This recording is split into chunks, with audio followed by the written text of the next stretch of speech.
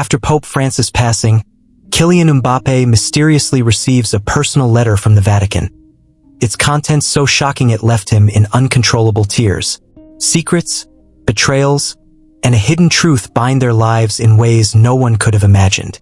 The letter was burning a hole in his hand.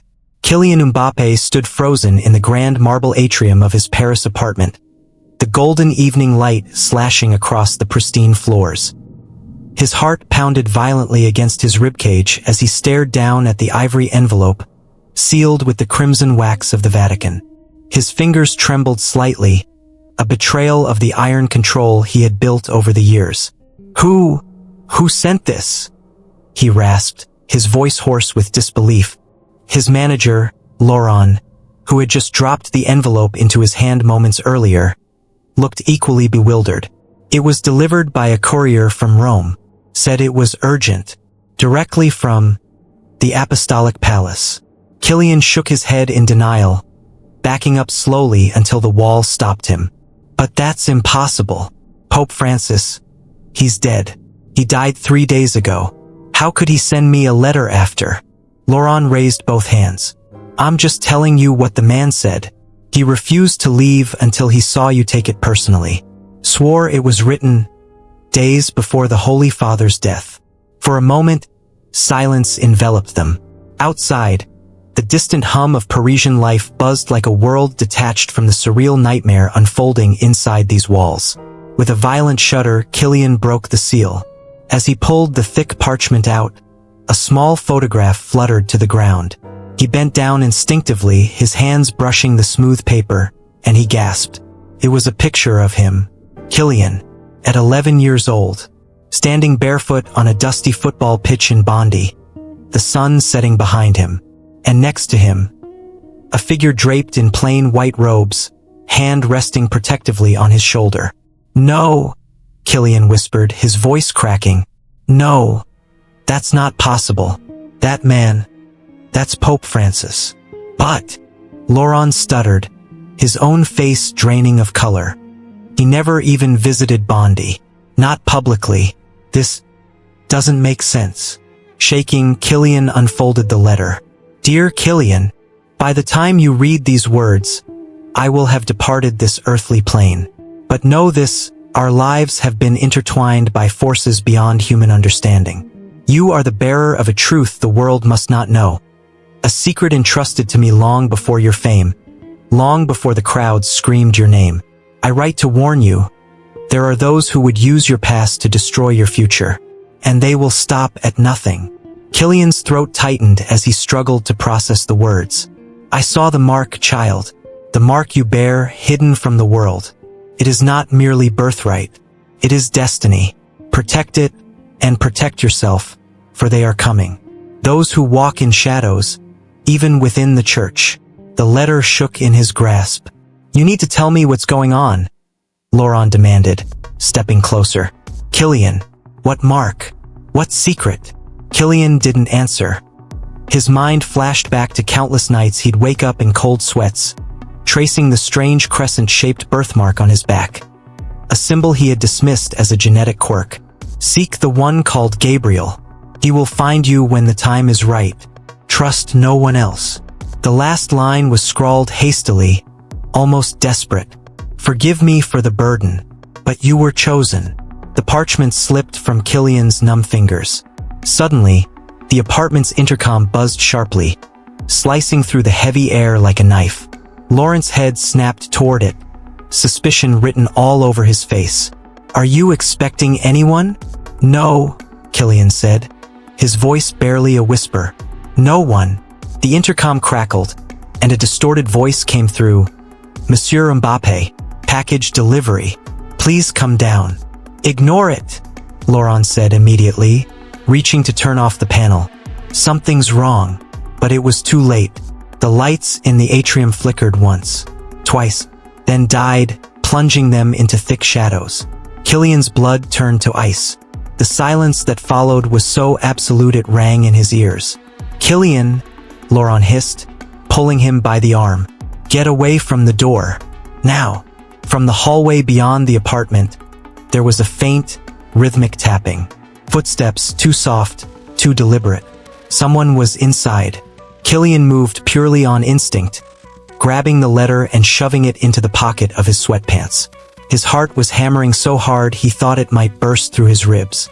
A shadow moved across the frosted glass panel of the front door. A hand. Laurent pulled a sleek pistol from the drawer beneath the console table, his expression grim. "Stay behind me." The door handle jiggled once. "Kylian," a voice whispered through the crack. "You cannot run from what you are." Kylian's knees buckled slightly. He clutched the photograph tightly, the image of his young self and the future pope searing into his mind. Laurent aimed the pistol steadily. "I will shoot." Silence. And then, a quiet laugh, bone-chilling and hollow. "Too late," the voice said. Suddenly, the door exploded inward in a shower of splinters, and darkness swallowed them whole. Darkness swarmed the apartment, thick and suffocating. The air was filled with the acrid sting of splintered wood and something else.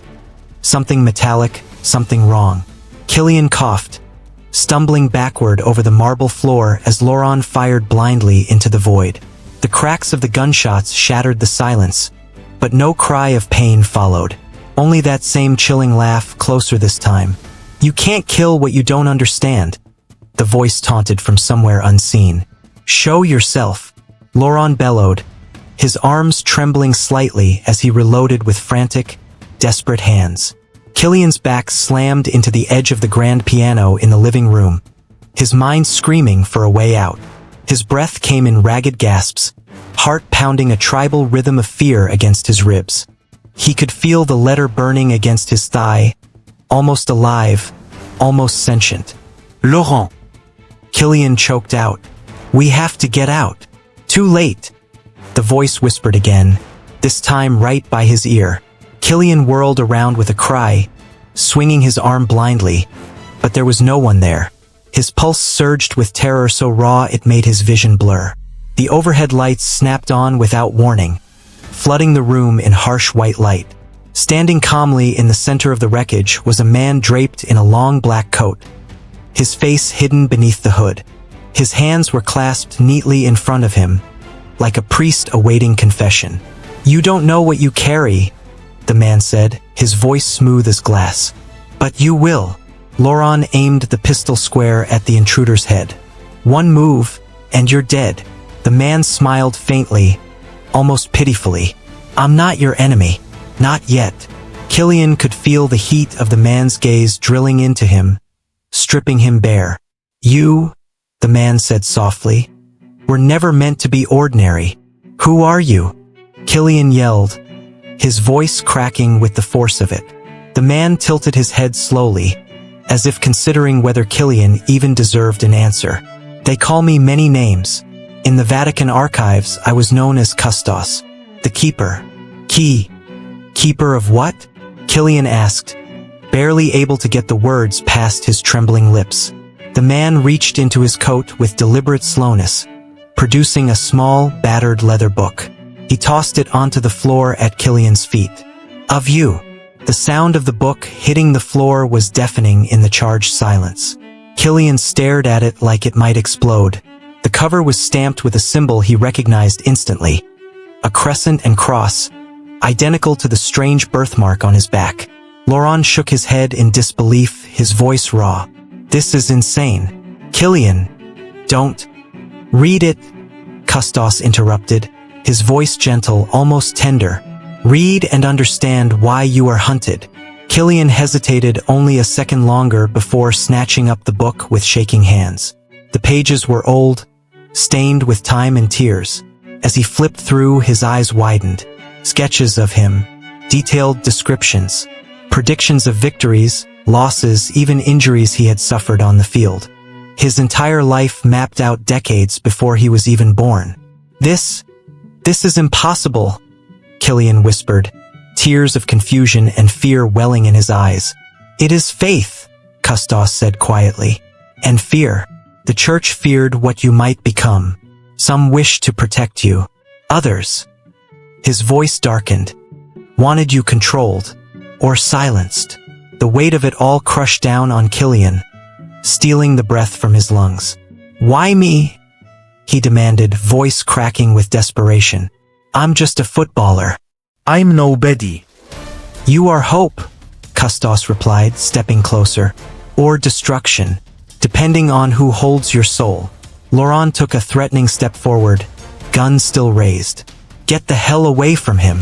Custos stopped, his hands raised in peace. I'm not your threat. They are coming.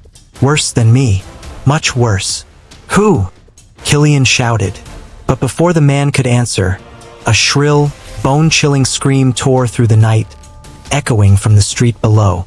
Laurent turned toward the window instinctively, and that was when Custos moved. In a blur, faster than the eye could track, he reached out and snatched the letter from Kylian's pocket. No. Kylian cried, lunging forward, but the man was already backing away, the sacred parchment clenched tightly in his fist. You will find me when you are ready, Custos said softly, or you will die blind. And then, as suddenly as he appeared, he turned and vanished into the shadows, melting away like mist. Kylian, Laurent shouted, grabbing him by the shoulders and shaking him. We have to move. Now, that scream, it wasn't random. Tears streamed down Kylian's face, but he nodded numbly, allowing Laurent to drag him toward the private elevator. As the doors slid shut behind them, Kylian caught one last glimpse of the destroyed living room. The shattered door, the broken glass, the flickering lights, and something else, etched into the white marble floor in blood-red paint. A single word. Marked. The elevator lurched downward, and Kylian clutched the battered leather book to his chest, his mind racing. He wasn't just running from unknown assassins. He was running from a destiny he had never asked for. A destiny that would either make him a savior or a weapon. And somewhere, deep in the Vatican's catacombs, the true war for his soul was already being waged. The black SUV sliced through the Paris night like a bullet, its tinted windows glinting beneath the cold gaze of the streetlights. Inside, Kylian Mbappé sat hunched forward in the back seat, his hands buried in his hair, the battered leather book resting heavily on his lap. His mind was a whirlwind of horror, disbelief, and betrayal. Laurent gripped the steering wheel like he wanted to tear it apart, his knuckles bone white. Every few seconds, he glanced nervously in the rearview mirror, scanning the dark streets behind them. We need to get out of the city, Laurent muttered, his voice low and urgent.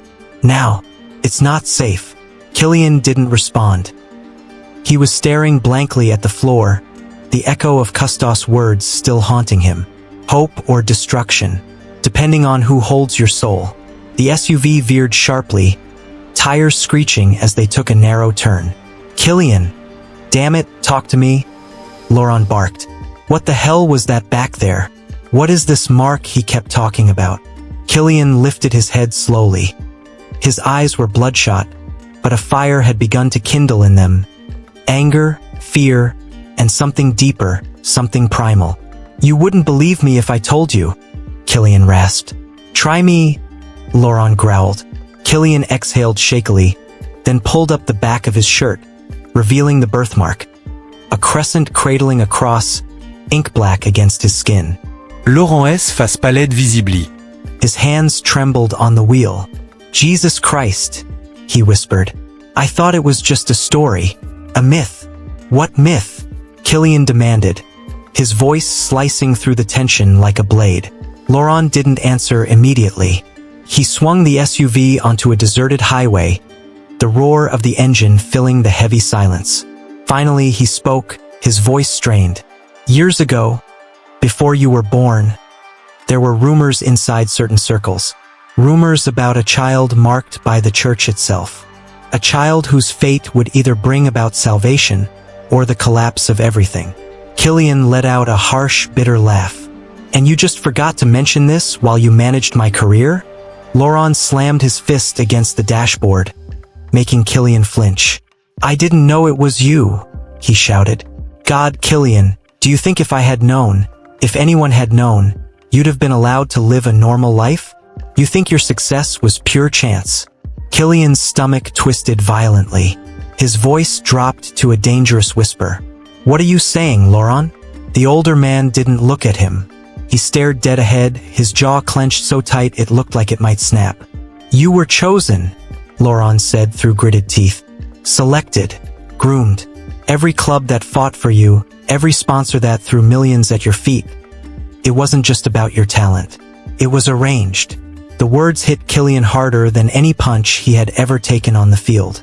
"You're lying," he said hoarsely. "Tell me you're lying." Laurent slammed the brakes, sending the SUV skidding to a stop on the shoulder of the highway. He turned in his seat, eyes blazing. "I'm not lying," he roared. "They knew what you were, Kylian. They knew before you even kicked your first ball. And they decided you were too valuable to risk losing." Kylian recoiled as if slapped. His heart felt like it was breaking apart inside his chest. "All these years," he whispered, "everything I worked for was a lie?" Non. Laurent shouted. "Your talent is real. Your heart, your spirit, that's yours. But the path you walked, it was paved for you. They cleared it, cleaned it, made sure nothing could stop you." Kylian's fists clenched so tightly his nails dug into his palms.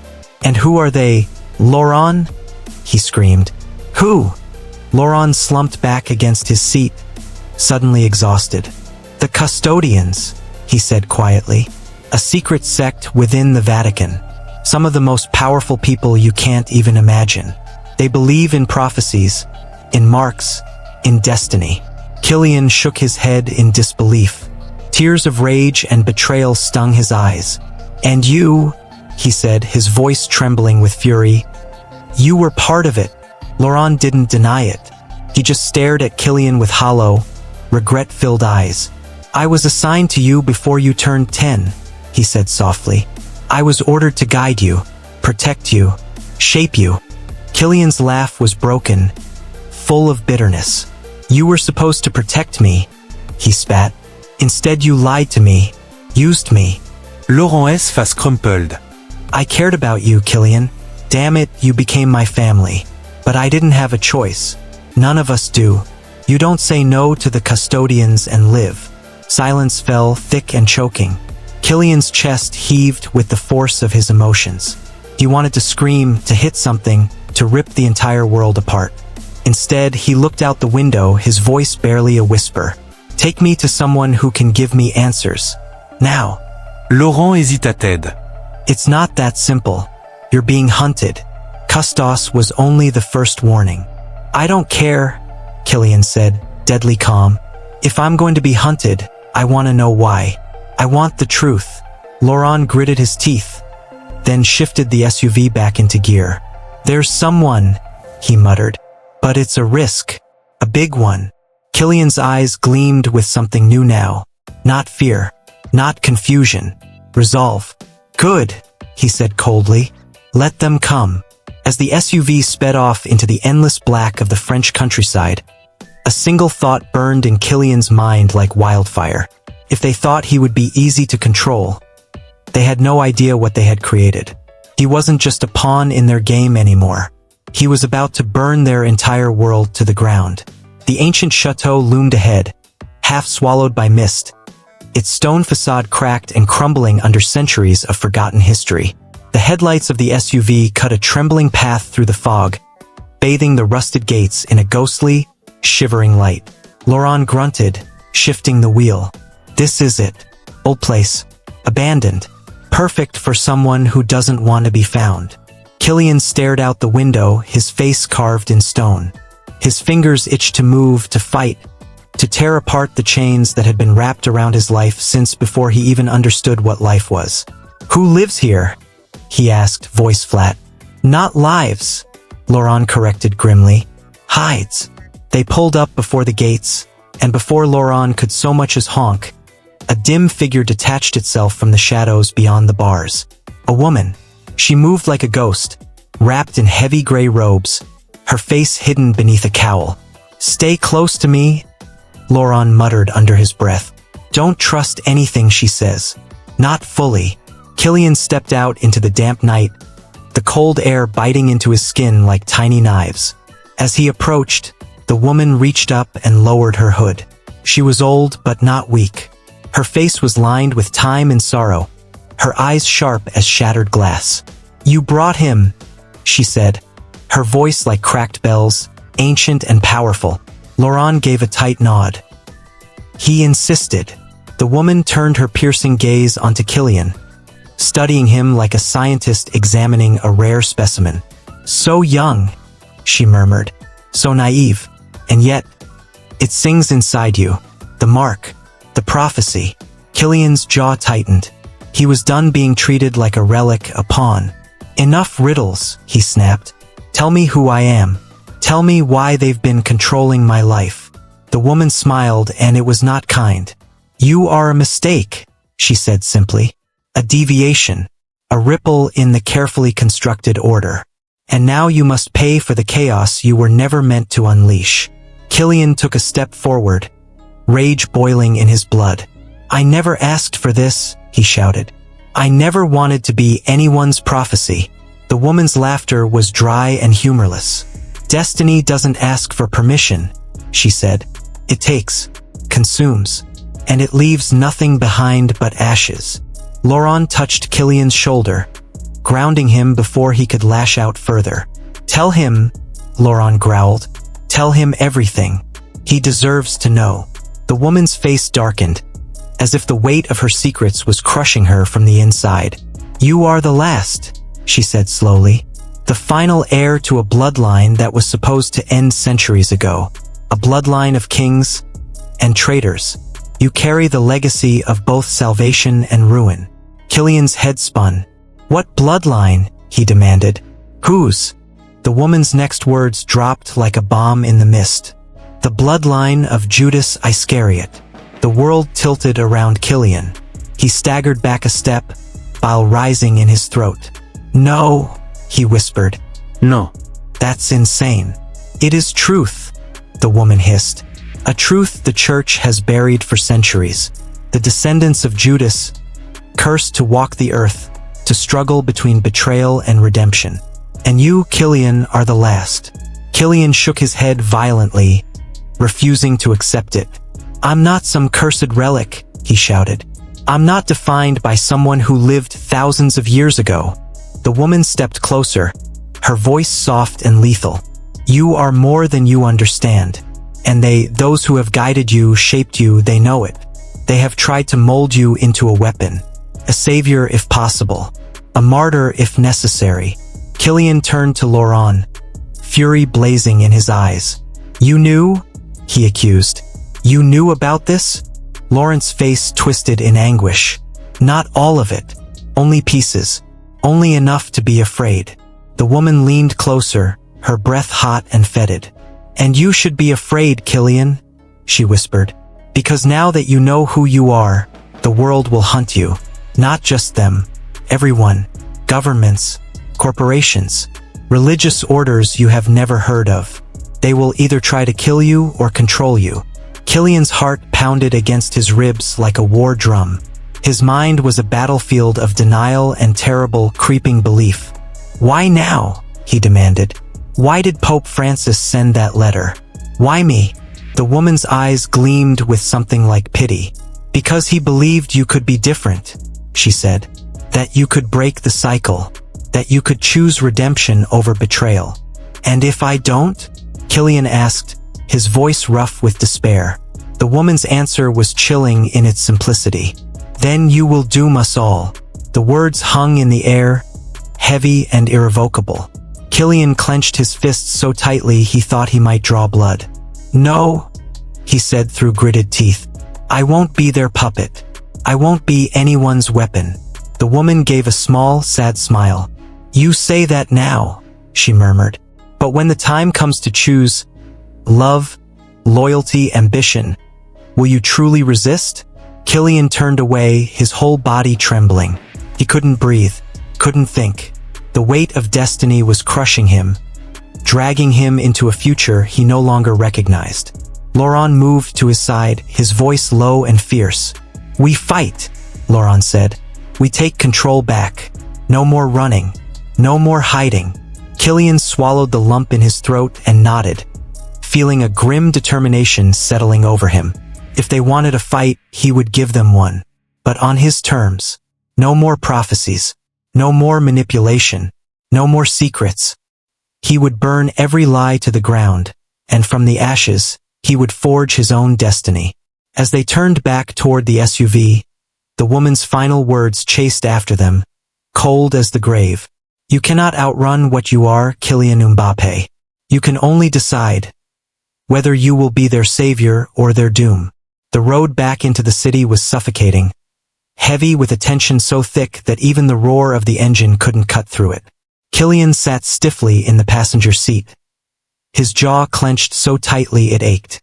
Laurent drove like a man possessed, his hands white-knuckled on the steering wheel, but his eyes darted constantly to the rearview mirror, searching for threats that might already be too close. The battered leather book lay on Kylian's lap, its weight a constant reminder of the truth that had shattered the foundations of his world. Descendant of Judas, chosen for either salvation or devastation.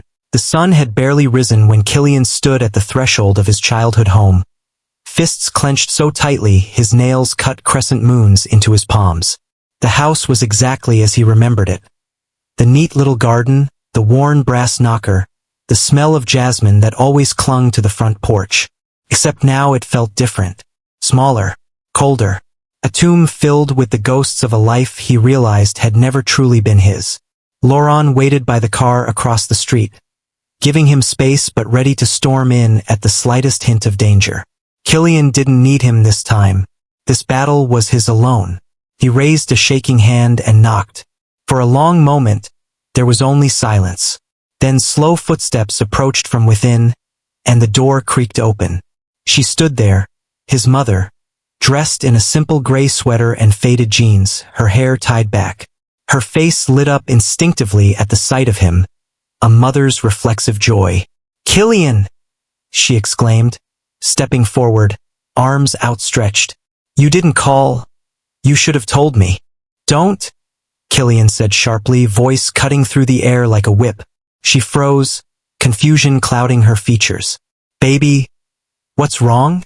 Kylian stepped inside without waiting for an invitation. The air was heavy, too heavy. The weight of secrets pressed into every inch of the familiar walls. He turned to face her, and for the first time in his life, he looked at her not as a son, but as a man betrayed. "How long?" he asked, voice low, vibrating with tightly controlled rage. "How long have you been lying to me?" His mother paled, the color draining from her cheeks. "Kylian, what are you talking about? You're scaring me. How long?" he roared, the walls seeming to shake with the force of his fury. She recoiled as if struck, her hands fluttering helplessly at her sides. I don't." He advanced, not touching her, but his presence towering over her, relentless. "Did you know from the beginning?" he demanded. "Did you look at me as a baby and already know you'd sold my soul?" Tears welled up in her eyes, but Kylian felt nothing. No pity. No merci. "Answer me," he barked. She crumpled into the armchair, burying her face in her hands. Her voice came out in a broken whisper. "I did it to protect you," she said. "You don't understand, Kylian." "Make me understand," he shouted, the veins in his neck standing out. "Explain to me how a mother protects her son by selling him like cattle." She sobbed harder, rocking back and forth. "They threatened us," she gasped. "They said, if I didn't agree, they would take you anyway. They would make you disappear. You'd be raised by strangers, conditioned, turned into something worse." Kylian's chest heaved with the force of his breathing. "So you agreed," he said bitterly. "You dressed it up as protection, but you gave them everything they wanted. You watched them build me like a product, like a puppet." Her head snapped up, anger flashing through the tears. "Don't you dare think it was easy," she cried. "I loved you. I love you. Every single choice I made was to keep you alive." Kylian laughed, a hollow, broken sound. "Alive?" he spat. "You call this living? Being stalked, hunted, lied to every second of my life? You call this love?" "I didn't have a choice," she whispered, voice shaking. You think I didn't die inside every time I saw you smile, knowing the truth would destroy you one day? He moved closer, his face inches from hers, his voice a brutal, icy blade. You had a choice. You just chose yourself. A choked sob tore from her throat, but Kylian turned away. He couldn't bear the sight of her anymore. And you, he said quietly, you taught me to trust. You taught me to believe that family meant something, that love was unconditional. He let out a shuddering breath. You lied about everything. You killed whatever was left of me. The words hung between them, final and merciless. For a long time neither moved. Finally, she whispered almost inaudibly, I would do it all again, if it meant you'd live. Kylian turned slowly, eyes burning with fury. I'm not alive, he said, voice breaking. I'm surviving. There's a difference. Her shoulders sagged, defeated. Kylian walked toward the door, pausing only once. If they come for me, he said without looking back, don't try to stop them. You already chose your side. And then he was gone, slamming the door behind him with a force that made the entire house tremble. Outside, Laurent straightened, worry etched into his face. Kylian brushed past him without a word, climbed into the car, and stared dead ahead. Where to? Laurent asked carefully. Kylian's hands were steady now, cold and certain. To the Vatican, he said. It's time they see exactly what they created. As the engine roared to life and they sped into the waking city, Kylian felt something settle inside him. No more doubt, no more fear. The boy who once dreamed of glory was dead. In his place stood a weapon forged in betrayal, tempered in rage. And he was done playing by anyone's rules but his own. The private jet sliced through the clouds like a blade, its engines humming with a deadly purpose. Kylian sat alone near the window, his face bathed in the blood-red light of the setting sun. The battered leather book rested on the seat beside him, untouched since he had left Paris, as if even looking at it would ignite the fire already smoldering inside him. Laurent paced at the back of the cabin, his phone clutched in a white-knuckled grip, whispering to someone on a secure line. Every few seconds, he glanced nervously at Kylian, but the younger man didn't so much as flinch. He was beyond fear now, beyond betrayal, beyond mercy. We'll be landing in 30 minutes, Laurent said, his voice low and tight. I have a contact waiting. He'll get us inside. Kylian didn't answer. He simply stared out into the dying light, his mind a battlefield of memories and rage. You don't have to do this, Laurent said, inching closer. We can disappear. Walk away. Start over. Kylian turned his head slowly, fixing him with a look so cold it could have frozen the blood in Laurent's veins. They built me for this, he said flatly. Now they'll see exactly what they built. Laurent swallowed hard and said no more. The jet touched down under the cover of darkness at a secluded airstrip on the outskirts of Rome. A black SUV awaited them, engine purring softly like a beast in waiting. Two men in dark suits stood by, unspeaking, eyes hidden behind mirrored sunglasses even in the dead of night. Laurent gave a curt nod, and they climbed into the vehicle without a word. The drive was silent, tense, every turn through the ancient streets of Rome bringing them closer to the seat of a power that had ruled over destinies for millennia. As the imposing walls of Vatican City loomed ahead, Laurent leaned forward, whispering urgently, You understand what you're walking into, right? This isn't a negotiation. It's a slaughterhouse. They will smile at you, bless you, and if you flinch for even a second, they'll bury you under centuries of secrets. Kylian's lips twisted into something that wasn't quite a smile. Let them try, he said.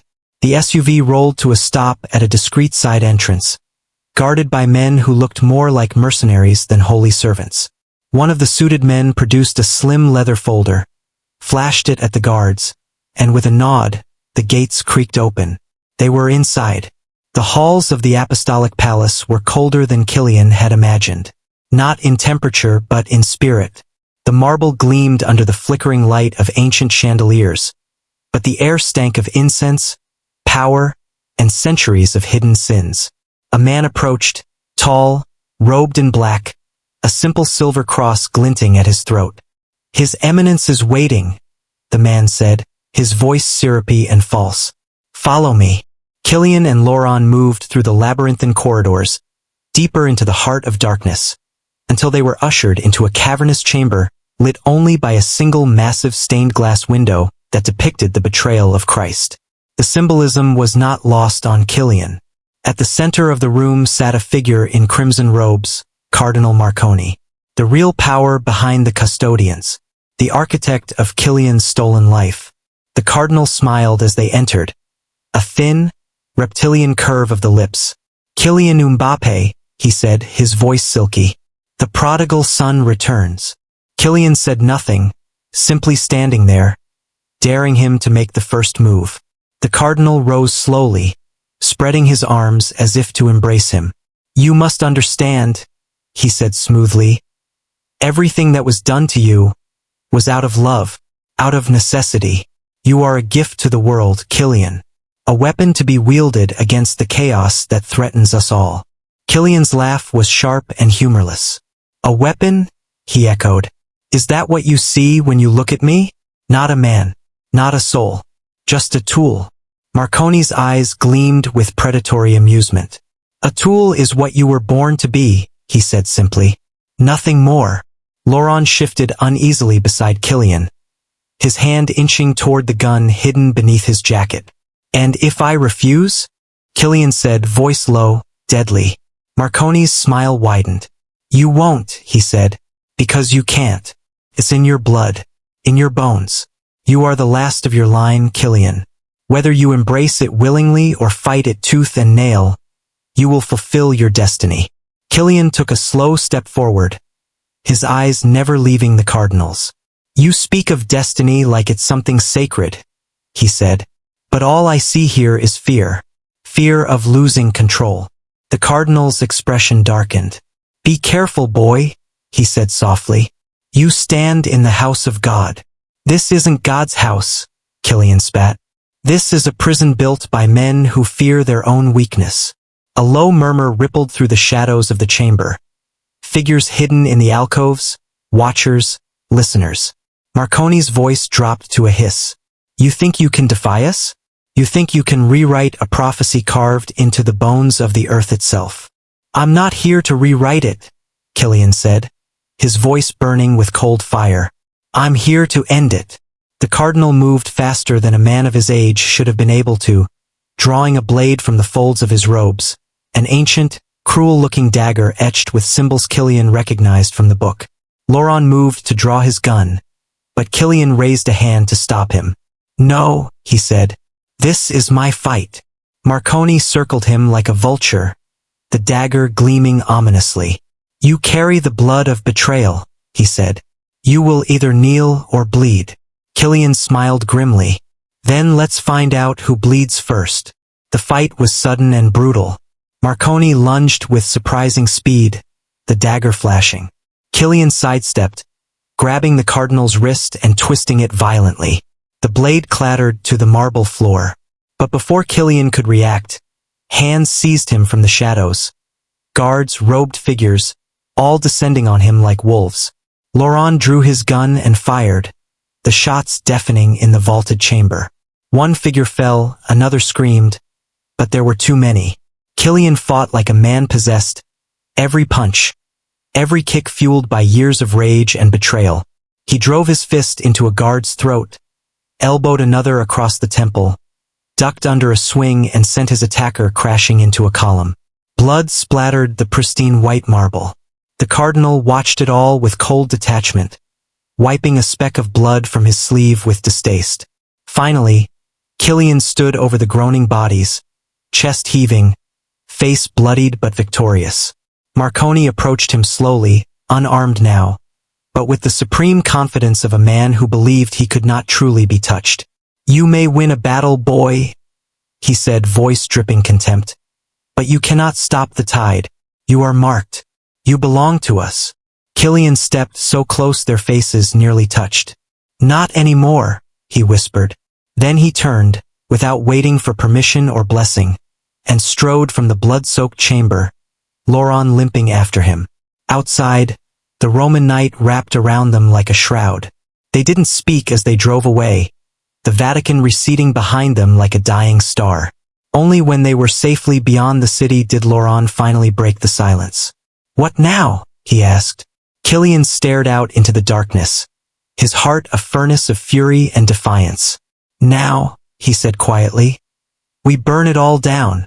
The safe house Laurent had arranged was a crumbling villa on the outskirts of Florence, hidden deep among gnarled olive trees and fields choked with wild grass.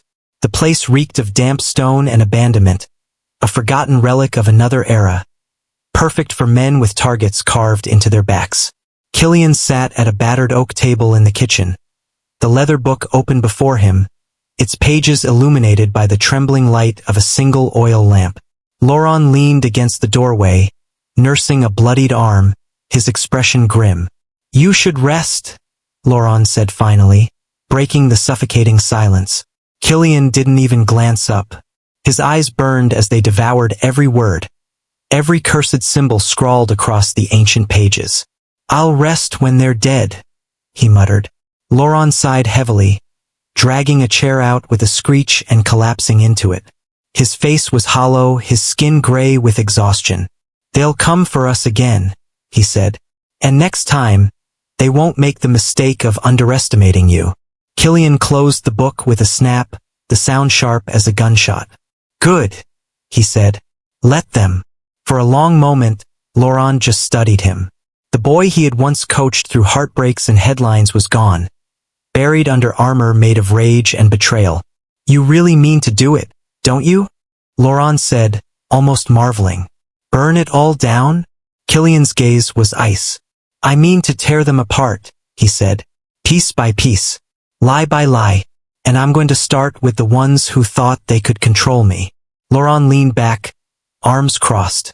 "You're talking about starting a war with the most powerful institutions in history," he said. "You won't win." Kylian smiled coldly. "I don't need to win," he said. "I just need them to bleed." Before Laurent could answer, a knock echoed through the villa.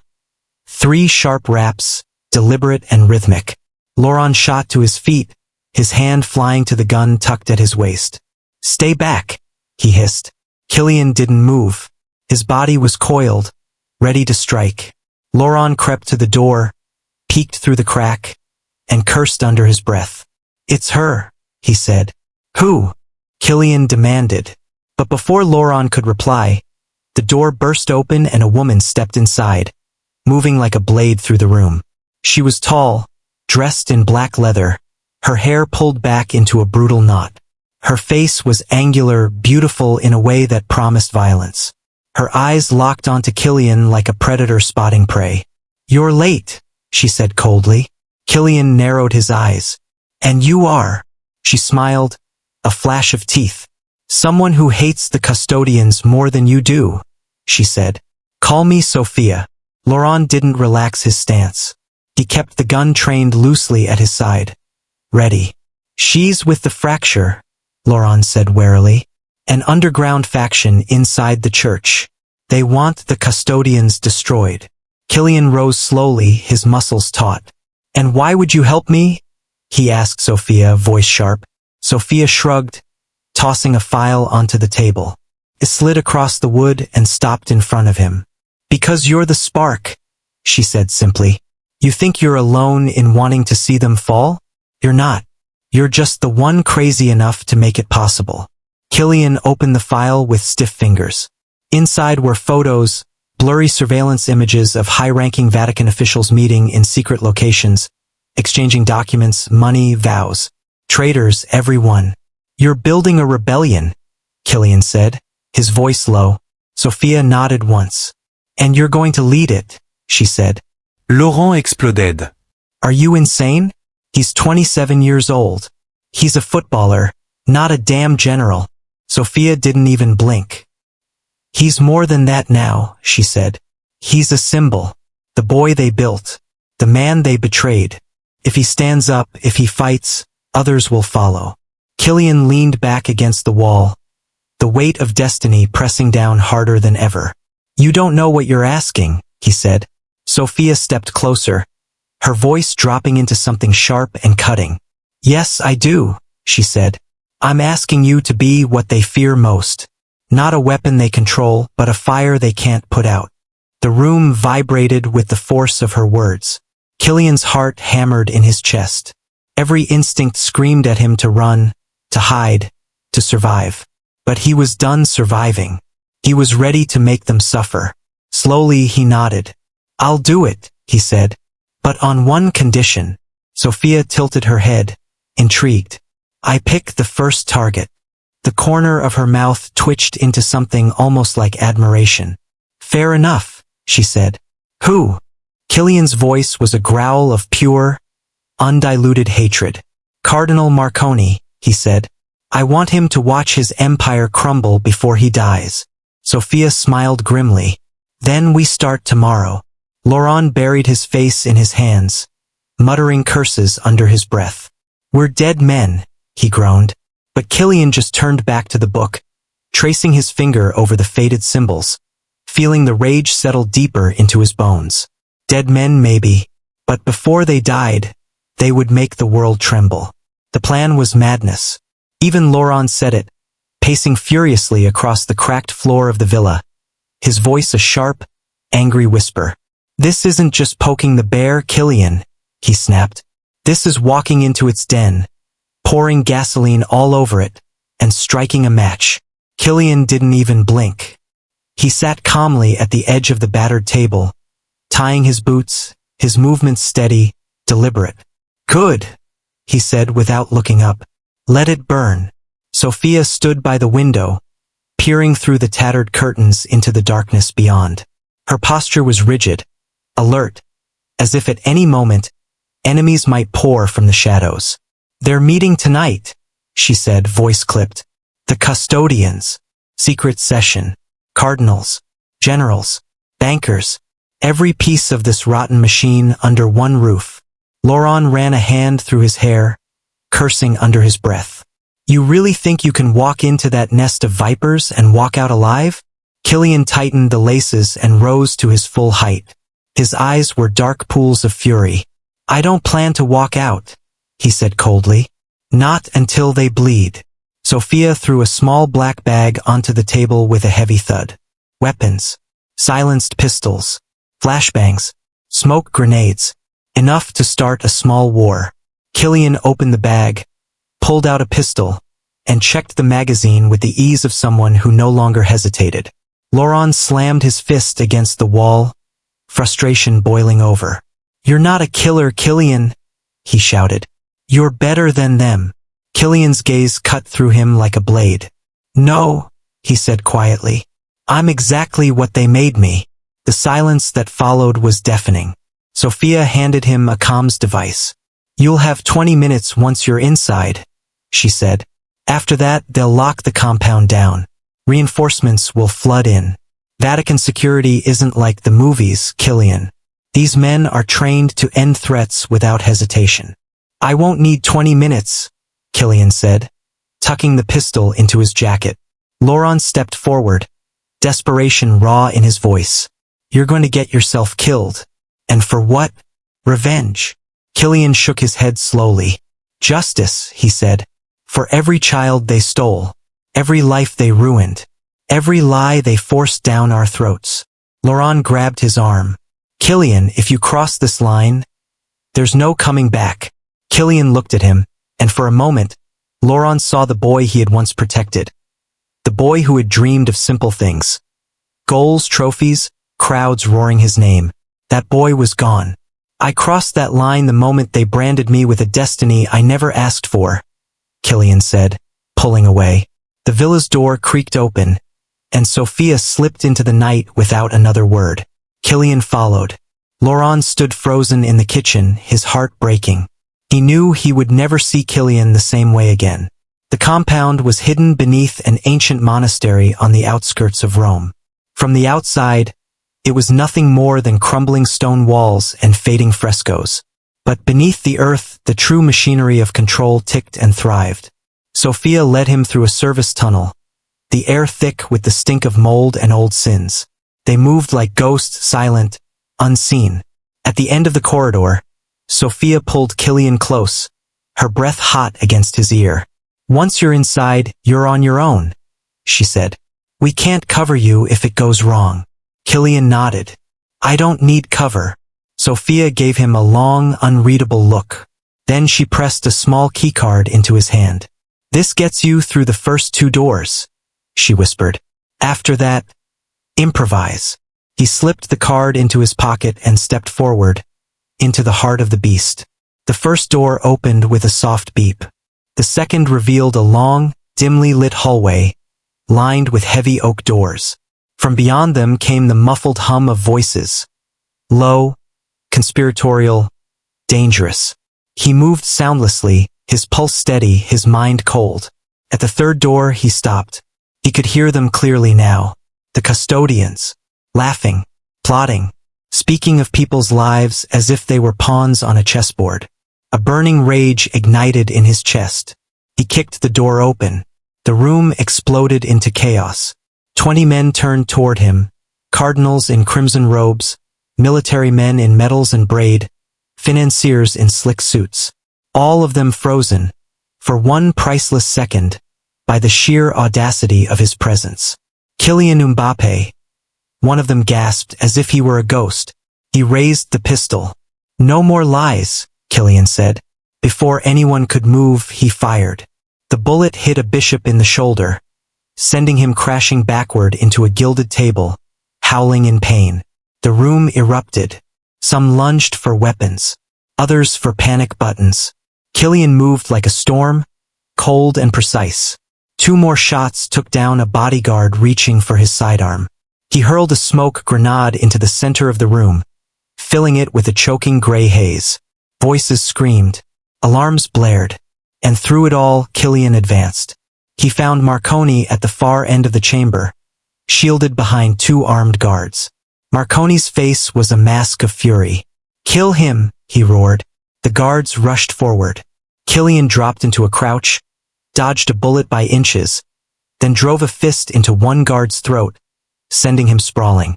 The second swung a baton. Kylian caught it mid-swing, yanked the man off balance, and slammed him into the wall. Now nothing stood between him and the cardinal. Marconi sneered, drawing a small pistol from within his robes. "You could have been a god," he snarled, aiming at Kylian's chest. "Instead, you'll die like a dog." Kylian's lip curled. "Better a dog than a slave." Marconi fired. Kylian moved. The bullet grazed his arm, searing pain flaring up, but he didn't stop. He crashed into the cardinal, driving him to the ground. The 2 men grappled fiercely, a brutal, ugly struggle. "You're a mistake," Marconi hissed, clawing at him. "You were supposed to be our weapon." Kylian slammed Marconi's head against the marble floor. "I'm nobody's weapon," he growled. Guards were pouring into the room now, boots thundering on stone. Laurence's voice crackled through the comms in his ear. "Kylian, they're coming. You have to get out." Kylian rose slowly over the cardinal's limp form, blood dripping from his fists. He looked around at the chaos he had unleashed. The broken bodies, the panic, the fear, and for the first time in years he smiled. Not a smile of joy, a smile of freedom. He sprinted for the exit, gunfire tearing through the haze behind him. By the time he burst out into the night air, Sophia was already waiting, engine revving. "Move!" she shouted. He dove into the passenger seat, and they peeled away into the Roman night, sirens wailing behind them. As they sped toward the mountains, Kylian leaned back, blood slick on his skin, lungs burning, heart hammering. He had started a war tonight, not just against the custodians, against every lie he had ever been fed, against the chains that had bound him since birth. And he would not stop until every last one of them was broken, even if it destroyed him. The safe house high in the mountains was little more than a crumbling stone ruin shielded by dense forest. Cold seeped into the walls, into their bones, but Kylian barely noticed. He sat by the fireplace, staring into the weak flames, blood still crusted along his temple and knuckles. Sophia paced the room, her boots crunching on the dusty floor, her movements sharp and restless. Laurent leaned against the far wall, nursing broken ribs, his face grim. "You made the news," Sophia said finally, throwing a tablet onto the rickety table. "They're calling it an act of terrorism, blaming radical extremists. Vatican's spinning it fast. No mention of you. Yet." Kylian didn't move. His gaze stayed locked on the fire, unblinking. "They'll come after you harder now," Laurent said, his voice rough. "You didn't just wound them, Kylian. You humiliated them." Kylian finally spoke, his voice low and hollow. "Good."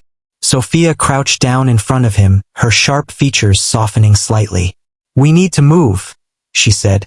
"Tonight. They'll trace us here." Kylian shook his head slowly. "Not yet." Laurent frownéd. "You're out of your mind. We stay, we die." Kylian turned his dead eyes on him. "I said not yet." The room went still. For a long moment nobody moved. Then Sophia rose, brushing dust from her knees. "You're planning something," she said quietly. Kylian didn't answer. He didn't have to. Sophia exchanged a glance with Laurent. A heavy, loaded glance. Laurent pushed off the wall, wincing. "Kylian," he said cautiously, "you need to know something about Sophia." Kylian's eyes narrowed. "What about her?" Sophia's jaw tightened. She looked away. Laurent's voice was tight with pain and rage. "She's not just some freedom fighter," he said. "She's custodian trained. A defector. They raised her same way they raised you." Kylian turned his full attention to Sophia, something dangerous flickering behind his eyes. "Is it true?" he asked. Sophia didn't deny it. She lifted her chin. "I was theirs," she said. "Once. They made me into a blade. I cut for them without question. Until I couldn't anymore." Kylian rose slowly to his feet, towering over her. "Why didn't you tell me?" "Because it doesn't change what I am now," Sophia said fiercely. "I left them. I chose to fight." Laurent stepped forward, fury radiating off him. "Or you chose to embed yourself deeper. Maybe you're still working for them. Maybe this was the plan all along. Turn him into a martyr before he can become a real threat." "Enough," Kylian said, voice like thunder. The two fell silent, breathing heavily. Kylian studied Sophia for a long, brutal moment. "If you ever lie to me again," he said softly, "I'll put a bullet between your eyes." Sophia met his gaze without flinching. "I wouldn't expect anything less." Laurent cursed under his breath. But the decision was made. They would move together or they would die apart. By midnight, the forest outside the villa pulsed with unseen life. Shadows moving where no shadows should be, the soft crunch of boots on frostbitten leaves. "They're here," Sophia whispered. Kylian nodded, pulling the pistol from his jacket and checking the magazine with a snap. Laurent loaded his weapon, face set like stone. "How many?" "Too many," Sophia said grimly. "3 squads. Maybe more." Kylian cracked his neck slowly. "Good," he murmured. The first shot shattered the night, a sharp crack that echoed through the trees. Kylian ducked instinctively as glass exploded from the window beside him. "They're coming through both sides," Sophia shouted. Laurent threw a smoke grenade into the hallway. Thick plumes of white swallowed the house in seconds. Gunfire roared. Kylian moved like a phantom through the smoke, taking down the first intruder with a brutal shot to the knee, the second with a sharp twist of the knife hidden in his boot. He could hear Sophia behind him, her own gun barking short, lethal bursts. But it wasn't enough. They kept coming, relentless, coordinated. A figure crashed through the doorway, tackling Kylian to the ground. The impact drove the air from his lungs. He twisted savagely, smashing the butt of his pistol into the attacker's temple. Blood sprayed across the floor. "Kylian!" Laurent roared. "They're inside the perimeter." Kylian staggered to his feet, heart pounding. Through the smoke he saw him. A man in a priest's robe, face hidden by a black mask, holding a gun to Sophia's head. "Drop it!" the priest shouted. Kylian froze, the pistol heavy in his hand. "Do it!" the priest barked. Slowly, deliberately, Kylian lowered his weapon. The priest yanked Sophia closer, pressing the barrel harder against her temple. You made a mistake thinking you could win, he sneered. You forgot. Betrayal is in your blood. Something inside Kylian snapped. Without hesitation, he lunged. The priest fired once, twice, but Kylian was already moving. He slammed into the man with a roar, driving him backward into the wall. The gun clattered to the floor. They grappled savagely, fists and blood and hate. You were supposed to save us, the priest gasped. You were supposed to fulfill the prophecy. I'm no one's savior, Kylian hissed. With a brutal twist, he wrenched the priest's arm behind his back and drove his elbow up into the base of his skull. The man went limp instantly, crumpling to the floor. Sophia staggered to her feet, blood streaming down her face. You should have run, she gasped. Kylian shook his head. No, he said. Not until they understand. Laurent stumbled into the room, bleeding, coughing from the smoke. We have to move, he croaked. Now, before more arrive. Kylian picked up the fallen pistol and handed it to Sophia. We're not running anymore, he said. Sophia wiped blood from her lip, grimacing. Then what? Kylian's eyes blazed with a fire so fierce it burned away the last of his doubt. Now we bring the war to them. He moved toward the door, his body battered, his soul scarred, but his will sharper than ever. Every step he took was a promise. They had made him a weapon. Now he would show them what that really meant.